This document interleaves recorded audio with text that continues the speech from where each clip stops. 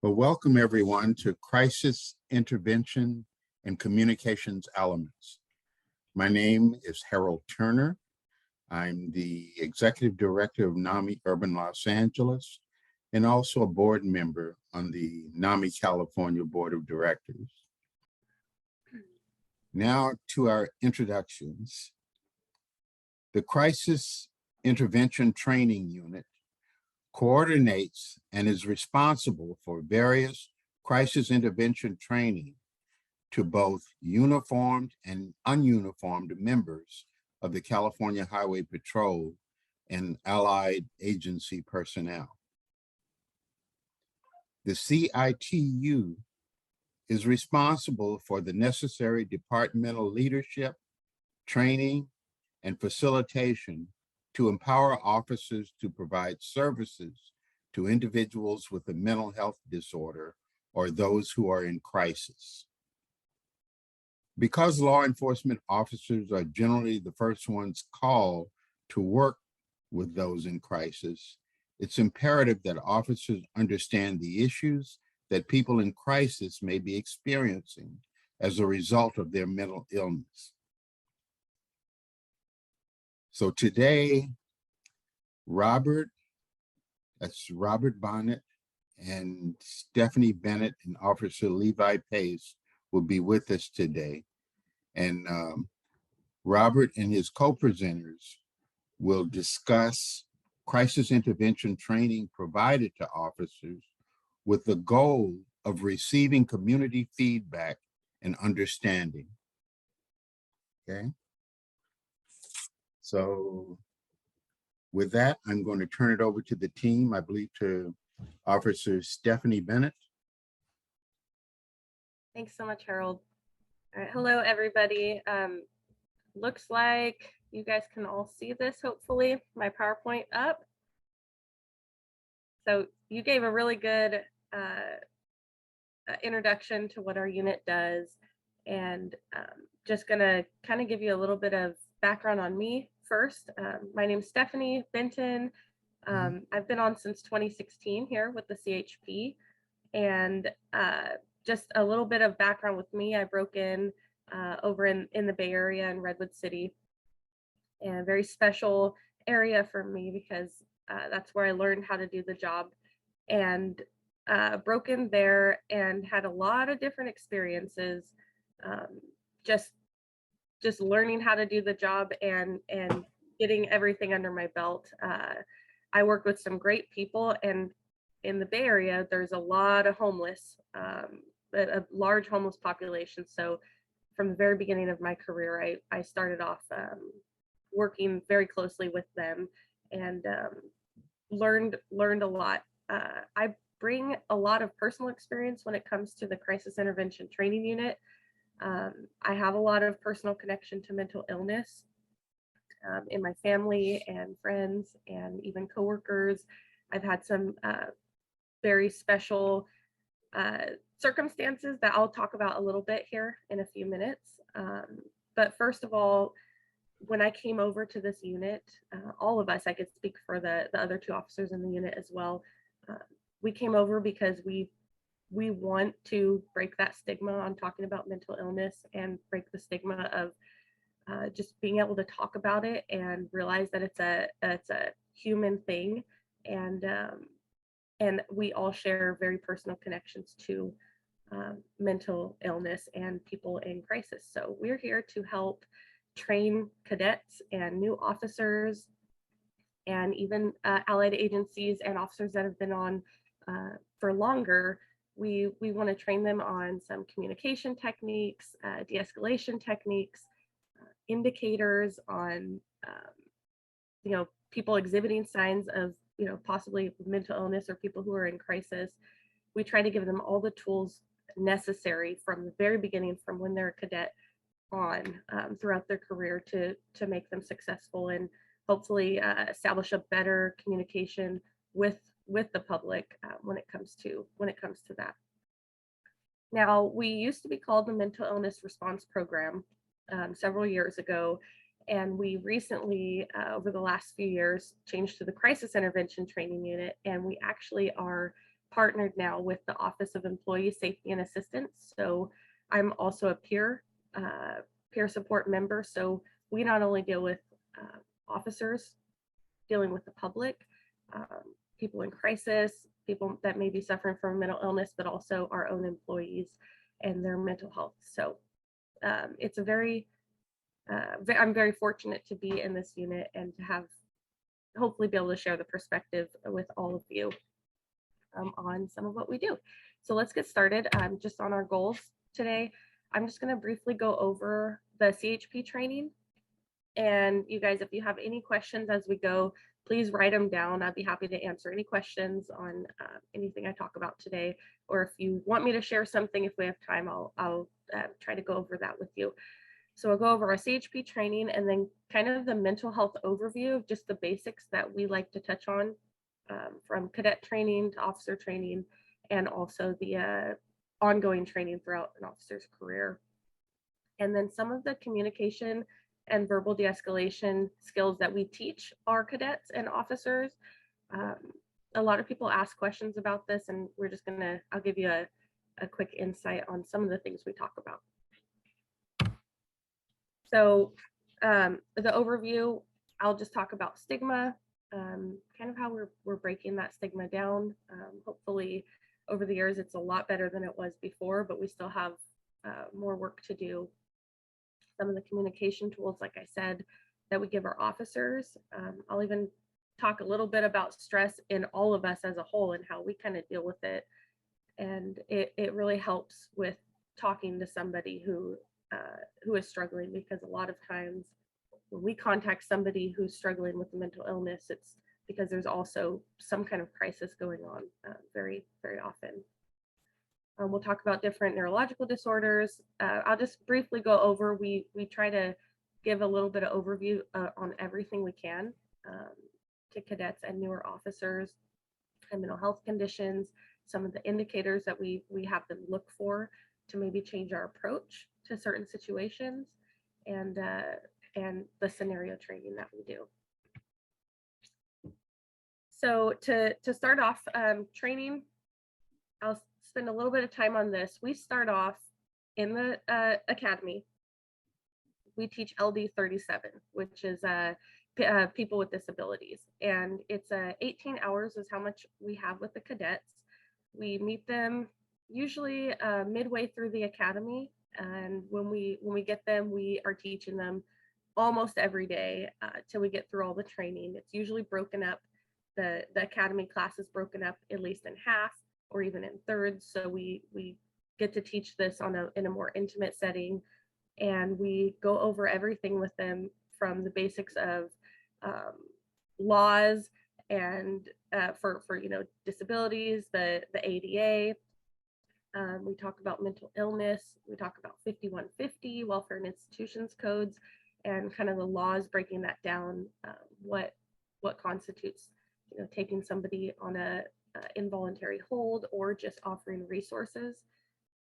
We talk about the resource guides that we have, that actually NAMI has helped us create. The mental health resource guide for CHP. It's a 100+ page booklet that has a lot of resources throughout the state. So depending on where an officer works, they have those resources available to them. And then we go through, after talking about the laws and mental illness and intellectual developmental disabilities, we start putting it to practice with scenario testing, or just scenarios in general. We start off demonstrating, the officers in the unit will demonstrate multiple scenarios of just a person with who may be in crisis, a person with mental illness who only needs some help, or even some more serious situations that we might find ourselves in contact with. And we show them many scenarios, and we debrief and we talk about it, and then we give them scenarios to try out and role play, and we'll spend an entire day with them just practicing and giving them live feedback. Then for the post section, they actually have to test with a scenario with a person with a mental illness or a person who's in crisis. They don't know what scenario they're coming into. It could be a criminal law scenario, it could be enforcement tactics, or it could be one of our scenarios. So they have to be prepared and they have to pass that scenario. So that's just for the cadet training. After also in the 18 hours, we give them a brief communication and de-escalation. We call it tactical communication training, which really just, we're the unit that comes in and teaches them, to relate to others. And we just tell them, really it's on a human level. You be yourself and talk to them. And it's been very beneficial. And cadets are very receptive to it, and so are officers. When we go deeper into it with our training, once they're already an officer, we get even better feedback. So once they get all their fundamentals in the academy, we send them out to the field and they go through field training. And there's 4 phases of field training with different, each phase is with a different field training officer.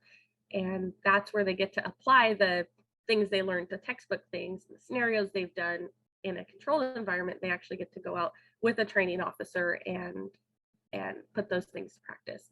So they do their 4 phases of training, and it's usually they're all done within 6 months with their training. And then we see them again. It's actually the only post-certified class that officers are required to come back to. And we give them a 16-hour crisis intervention training course. So within their 6 months, from their 6 months to their first year, we teach all new officers in a 16-hour crisis intervention training course. And this class is a very interactive training class where we delve deeper into the 5150 laws.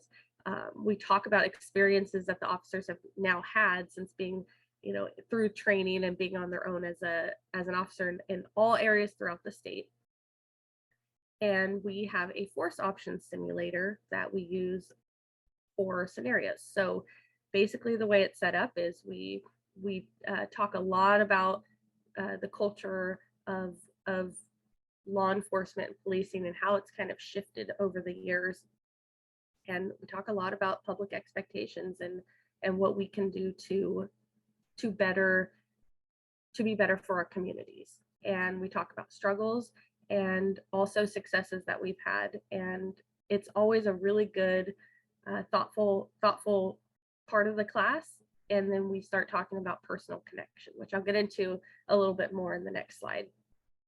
Once we get past that, we go into talking about mental illness. There's a lot, we're not doctors, we're not clinicians. So it's a lot of just looking for the indicators and asking questions. It's very much centered on the communication and being able to get information out of a person that we're contacting to figure out how we can help them. So with that, we'll talk about a mental illness, let's say, or let's say Alzheimer's, and then we will maybe show a couple videos on it and talk about personal experiences, and then we put them into a scenario. And we've actually created these scenarios ourselves. We recorded them and edited them on our simulator. So the officer, right after we talk about it, the officer can go up with or without a partner, and they actually are put into a scenario immediately with a person with Alzheimer's. And there's different paths that the scenario can go depending on how the officer does. So it's a practical exercise. It gets their stress up a little bit because they're doing the scenario in front of the class, and we debrief each scenario. And then we do that for kind of every major mental illness that we talk about.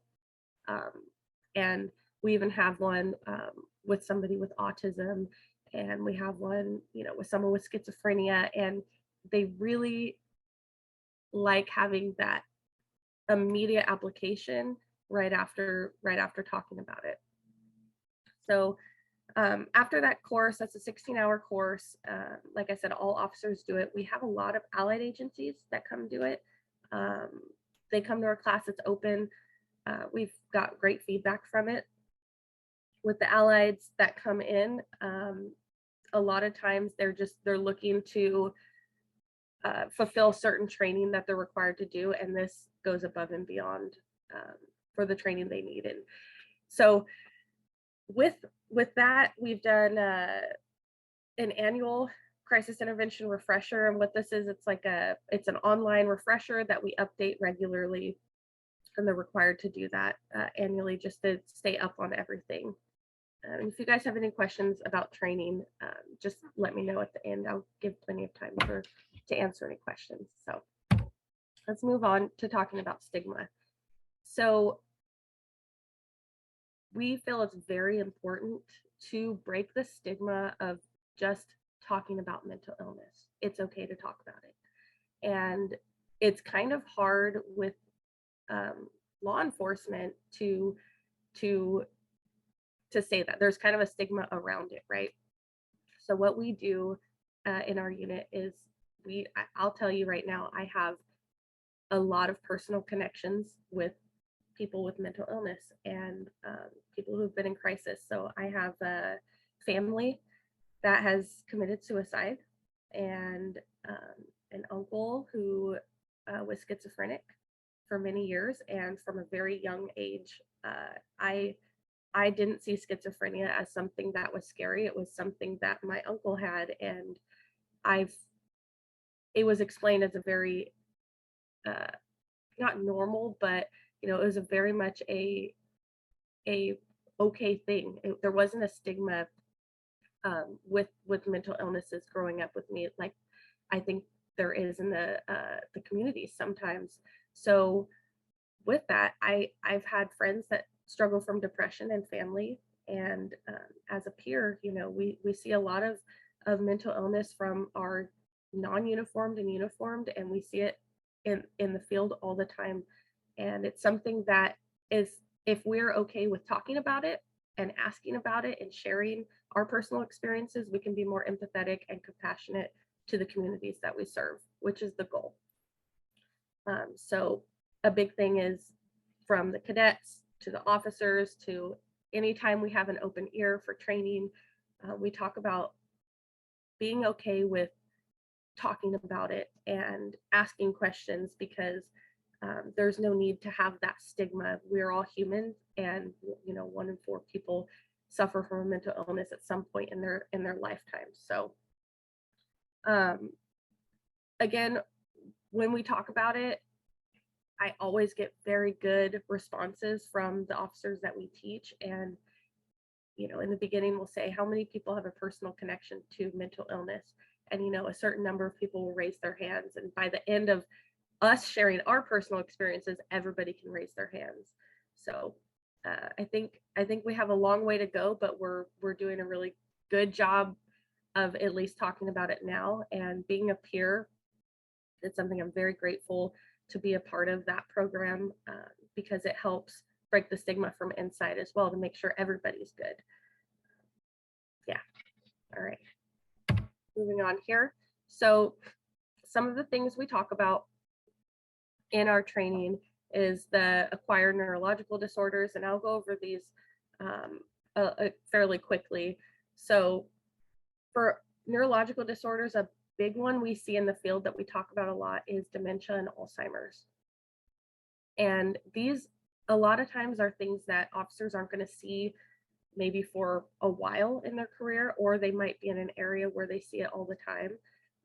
And we really want to be able to give all the tools necessary to ask the right questions, to make sure that if we come across somebody who, let's say, is walking on the side of the freeway and just went for a walk and walked up an on-ramp, that we can recognize those indicators and get them, check for family, check for different, in our information systems, to try and contact family members and get them where they need to go safely. And also, even traumatic brain injuries out of a crash or an incident where there's some kind of impact.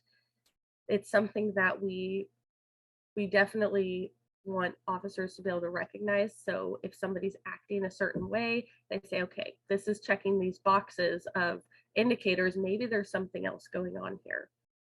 And a lot of times officers have experience with people that do have dementia or Alzheimer's, where they can utilize these tips. When it comes to developmental disabilities, I'll read the definition here, but severe chronic disability which originates before the individual reaches 18 and can be expected to continue indefinitely and constitutes a substantial limitation. So these are some of the basics that we teach to the cadets, just so they have an understanding of the different type of disabilities or illnesses or conditions that we might see. An intellectual disability is a below intellectual functioning or deficit in adaptive behavior, limited capacity to learn, which may have been caused by a birth defect, disease, toxin or poison, or numerous other reasons. And then mental health conditions, a group of conditions that can affect a person's thinking, feeling, or mood. So in this is really what we spend a lot of time on, talking about different mental health conditions. We're limited in the academy. So that's why we love having that 16-hour 2-day course where we could really dive in deeper and talk about different mental health conditions and just some of the myth bust, some of the things people might think, like say for bipolar disorder, schizophrenia in general, kind of define what some differences are here with hallucinations or delusions. We talk about a lot of different indicators and ways to communicate with people exhibiting those symptoms. So the indicators, hallucinations, we teach about, seeing something, and if somebody sees something that's not there, validating that, hey, I believe you see that, but I don't see it, but I believe that you do. We validate what they're seeing and recognize that that's an indicator of a mental illness. And, maybe then we can go and ask some more questions about, if they've seen a doctor recently, if they take medication, see how, depending on what the circumstances, how we can help them. Same with delusions. If someone's delusional, or they believe, it's like I see God or I am God, is a common, delusion or hallucination. So just being able to recognize those differences so we can articulate what we're seeing and understand these indicators so we can better communicate with somebody. Because if somebody is hallucinating, we want to know kind of what they're seeing and ask those questions so we could see if they feel threatened, or if, or how we can approach a situation to keep it safe for everybody. Because I think a lot of times with the lack of communication, that's when some mistakes are made. And again, body language, we always train to read body language. A lot of communication is nonverbal, and knowledge of the person's condition. Basically, asking questions, open-ended questions to really understand what's going on and how somebody needs help. A lot of times, if the situation permits, it's good to just ask the questions and give a good and then that way we're not just assuming what's going on. Ask questions. Have you seen a doctor before? Have you ever been diagnosed with a mental illness? Asking those tough questions a lot of times solves a lot of problems quickly. I think my computer's frozen here. There we go. Okay, so moving on, I'm going to kind of talk about some of the communication systems. This knowledge patients in a system, this is the fundamental breakdown. I'm going to give a quick overview.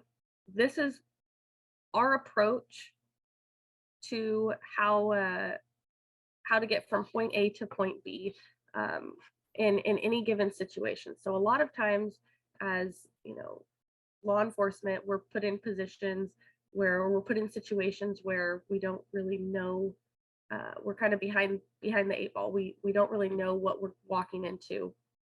So a lot of times there's also going to be a situation that is unlike any other that we've ever been to before, and we have to be prepared for it. So there's 3 ways we do that: to have knowledge, patience, and a system to get from point A to point B is how I think about it.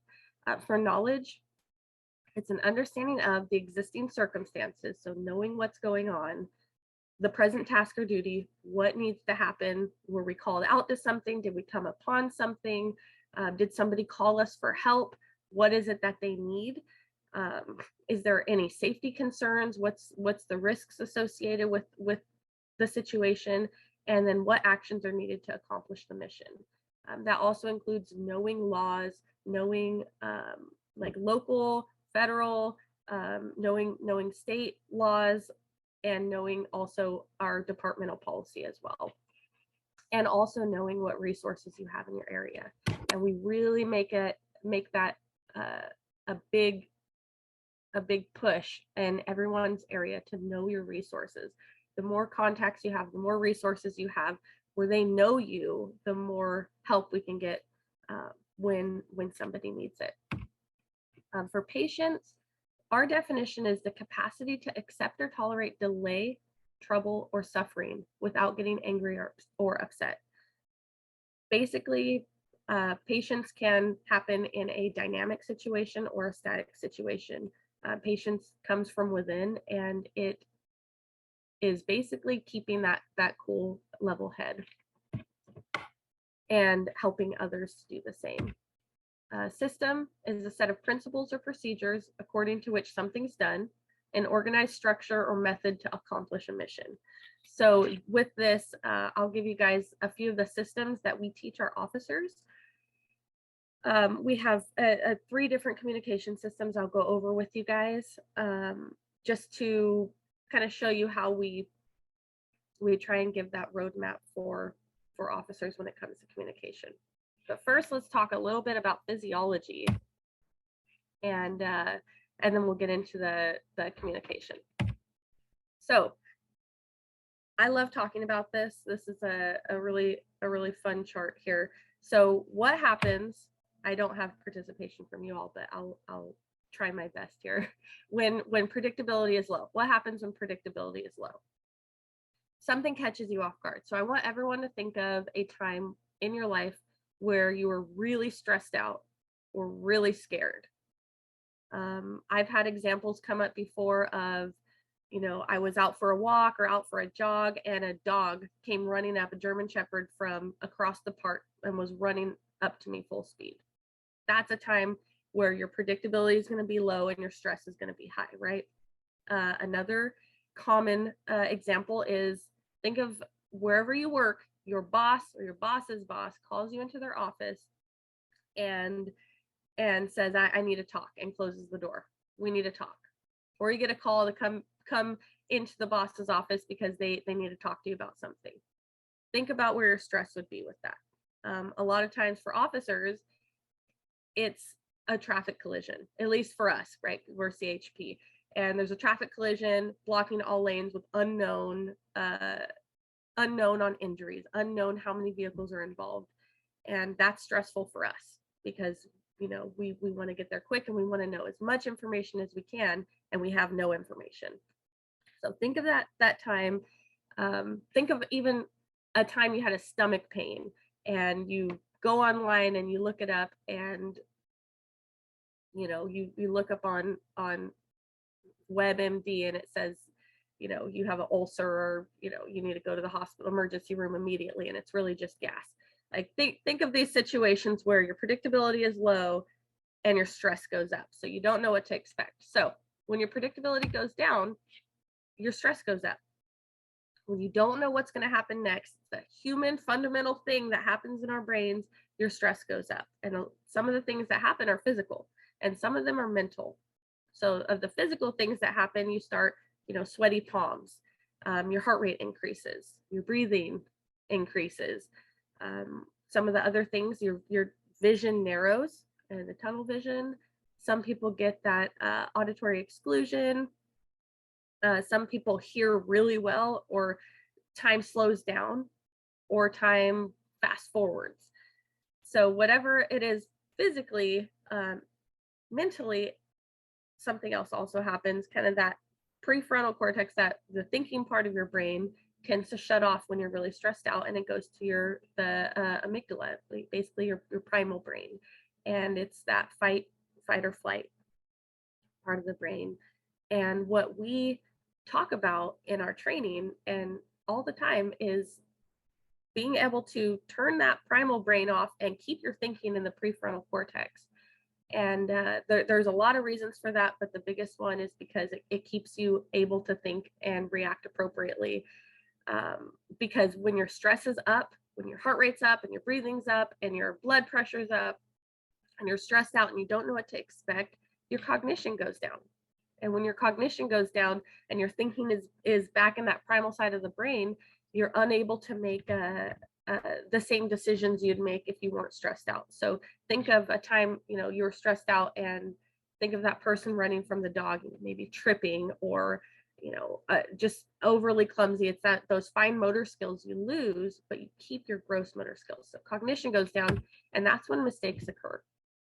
And just understanding that basic fundamental of stress, we talk about how to change this pattern from low predictability, high stress, thinking goes down, mistakes are made. We want to make as little mistakes as possible with the jobs that we have. I mean, we all want that. It doesn't matter if you're law enforcement, in the medical field, or in retail. Nobody wants to go down that path. So our goal is to increase predictability. Now, predictability for ourselves, we do that in a lot of ways. Dispatch is who we always contact to get all the information possible about anything we're coming upon. So any call we're going to, we want to know all the information possible. So our predictability is up. We know what we're going into. We know what we're walking into. We know the type of contact it's seeming to be, so we can prepare. For those we contact, this is universal. So we teach this to the officers, saying, give the person you're talking to predictability. If they're stressed out and they're making decisions that you're thinking aren't very good, their cognition is probably not happening. It's probably in their primal brain as well, because they're stressed out. So how do we lower their stress? Increase their predictability. Tell them what's going to happen. Tell them kind of give them a idea as to what's coming next and why you're there. And I'm going to talk a little bit more about how we increase their predictability in the next slide. So firstly, a command loop. This is something that we talk about in ourselves and also in others that we contact. The command loop is basically us getting stuck in a rut, a line of questioning, repeating a phrase, not really knowing where to go next, and not really making any progress. So, for cadets, it starts very small by kind of just repeating the same questions or the same thing, because they don't know what to do next, because they've never been in a scenario we're putting them in, and we teach them how to get out of it. And the basics of how we do that is, if you're asking a subject to come over here and sit down or lean against this wall, or if you're asking them a question and they're not answering, or maybe they're giving different answers and you're not getting the results you want, try something different. Just recognize it. Hey, this isn't working, and then try something different. Very basic, but it works. And if you need to take another approach, a lot of times, if you're not making that connection, it's probably because you haven't built a personal connection. You haven't built rapport with the person. And we talk a lot about building that rapport so we can break through some of these barriers. A way of doing that is by having operational honesty. And we call it this because this is something we do every day. We come to work, we respond to calls, we go out, we help the community with whatever is needed, and it's routine for us for the most part. But for others, sometimes that contact is the only contact they've ever had with law enforcement. So it's very important to have honesty with them and tell them exactly how it's going to go. So if somebody is very stressed out, a good way of communicating and de-escalating with them is just telling them why you're there. Hey, I got called out here because people were concerned for your safety. Maybe it's somebody who people go standing on an overcross and people thought might be suicidal, and we respond out and the person doesn't want to talk to us. Tell them, people have called in because they're concerned about you, and I'm concerned about you, and I want to just talk. Having that honesty, you're not in trouble right now, it a lot of times is going to de-escalate and calm a situation down where somebody might be in crisis. And when they're in crisis, that information void is in full force, and we want to try and bring them back so we can reason with them. Now, some of the communication systems, I told you we're going to go over 3 real quick. I'll just get right into them. These are systems that they're universal. They're not linear. They can go in any order. And you just it's just little tools to have when you're thinking if something's not working, or if you're trying to build rapport or bond with somebody. It's a kind of a tool in your tool belt to go and look at. So TAC, you guys may have seen this before. It's just kind of for overall communication. Tone is huge. It's not what you say, it's how you say it. So tone is a lot when it comes to communication. And I think with law enforcement, just coming with the uniform on in a situation of high stress, a lot of times that is bringing its own atmosphere. So we have to be even more aware of our tone when we talk to somebody, especially if somebody is experiencing some kind of crisis and we're there to help.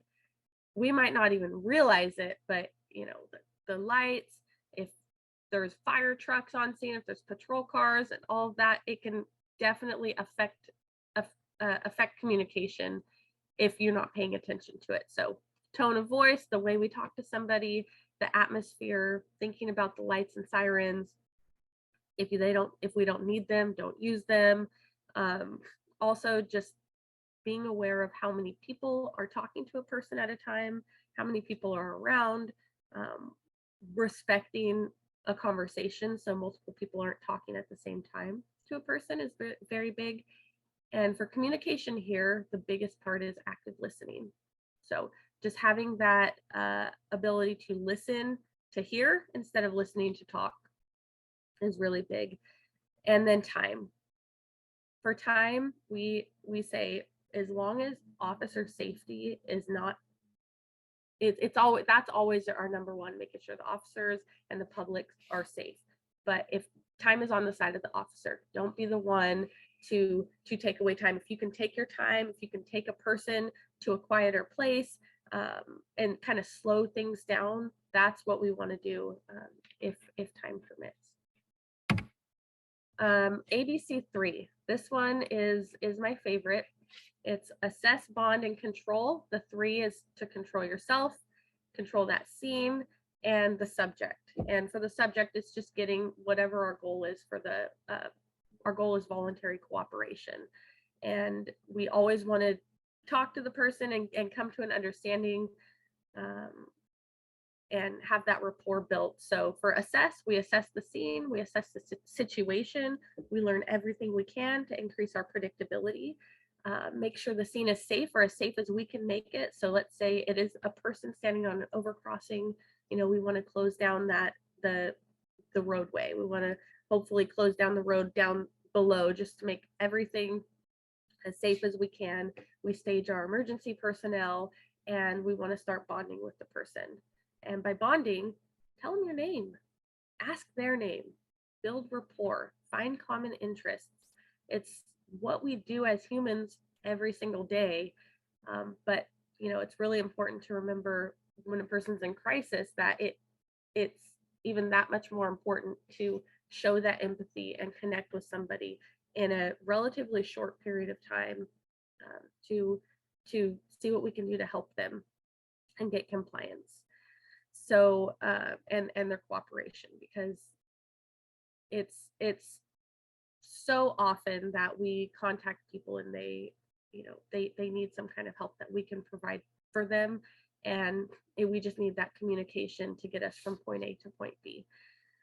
When it comes to controlling ourself, the scene, and the subject, we just always want to have that self-control. Let's say there's been times where somebody just didn't want to talk to me, and I have all this training, and I come and the person just doesn't want to talk to me. They want to talk to that person over there. Having the ability to say, you know what, we're not getting along right now, but this is my partner, and they get along with everybody, and I know they can help you out. That kind of thing, being able to recognize that and get the right person there to accomplish our goals. And again, scene control, we already talked about that, and ultimately getting the subject the help that they need, or whatever outcome needs to happen. The last system is more for compliance, looking for voluntary compliance. So a situation where we need somebody to come with us, or sign a ticket, or get off the roadway, whatever it is. We make a request, and we explain the request and explain why we're there, and it basically explain everything that needs to be, if somebody doesn't understand. If they still say no, I don't want to go with the program, and you give them their alternatives, and you really let them be the ones to choose how a situation is going to go. You're communicating with them, say, hey, if you don't do this, then this is the repercussion, and nobody wants that. Let's come to an understanding, and eventually, if someone else, if time permits, if somebody else can't, do the request, explain alternatives, then we make a direct lawful order. So with that, again, it's something in real life, it is a lot of explaining, a lot of talking, and we find a lot of success with these systems. And really the reason behind all of that is because we communicate every day. We talk to so many people day in, day out, and these are things that we do already, but it's a good reminder when you're stuck in kind of a situation you haven't found yourself in a while. It's a good roadmap to get to where you want to go. And the last thing I have for you guys here is just some listening skills that we teach. Again, back to the active listening, verbal responses that assure a person they're being heard. So just being active when you are talking to somebody, paraphrasing, repeating, giving encouragers, nonverbal. We talked a lot about that already, that it's huge when it comes to communication. Body language is big. Reading body language and also being aware of your own body language is really important when it comes to communication. And then listening to understand and not respond. So that's just kind of a basic overview of the training we do with our officers, what we do here in our unit. I'm here ready for any questions if you guys have anything for me. And if not, I'll put up our contact information as well for our unit. Yeah, that's what I got. Any questions? I think they're going to send me questions here.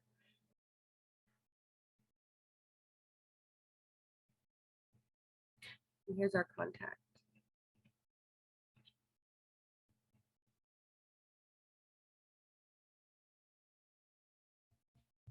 Yep, hold on.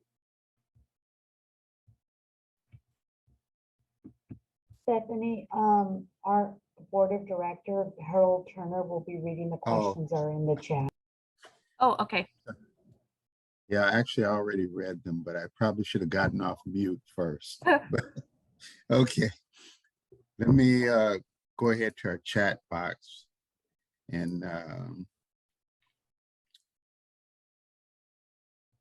we have a question here. Do you have trainees take a test after training to see if they retain the info? Yeah, so thank you for the question. Yes, we have lots of conversations when it comes to giving the information. It's very interactive. I'm going to start with cadet training, and we do a lot of role playing, a lot of scenario demonstrations, but then they also, every single cadet has to pass a individualized scenario that's from from beginning to end, determining if somebody has a mental illness, determining if they need to be taken into custody, depending on what the scenario is, if they meet, the elements of 5150 Welfare and Institutions Code. And then also in our post 16-hour class, the Crisis Intervention Training course, we have scenarios for individual scenarios for every single mental illness that we talk about, disorder that we talk about. So we have Alzheimer's, bipolar, depression, schizophrenia, traumatic brain injury. We even talk about excited delirium. So yeah. Okay. And we have a question from Mark Gale. Since non-member presentations have been an essential and integral segment of all CIT training since 1988, sorry. Is the CHP currently utilizing our presenters in your training programs?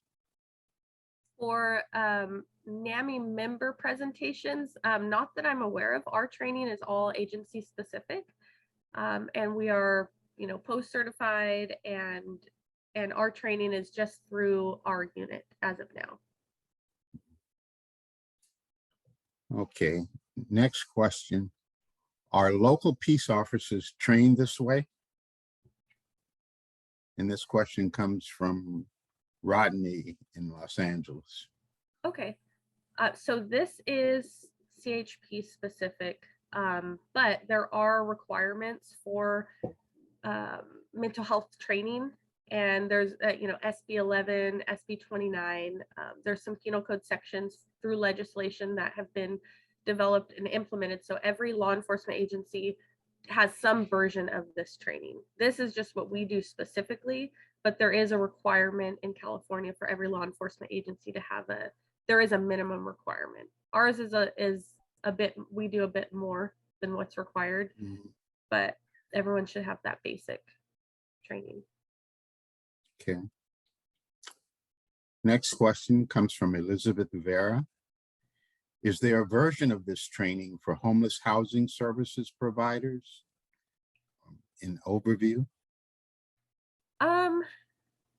Of this training specifically, we have not, for homeless housing services providers, assuming that you maybe are one or you know of one, we do open our classes to a lot of different agencies. We've even had clinicians in our training. So if you're interested in taking the training or having a training through us, contact us, the Crisis Intervention Training Unit. And our contact isn't on there. I can give you the phone number, and we'd be happy to talk about providing some kind of training if you'd like, or overview. I don't know if I could I'll just give the phone number out. Okay, what's the phone number? It's 916-843-3320.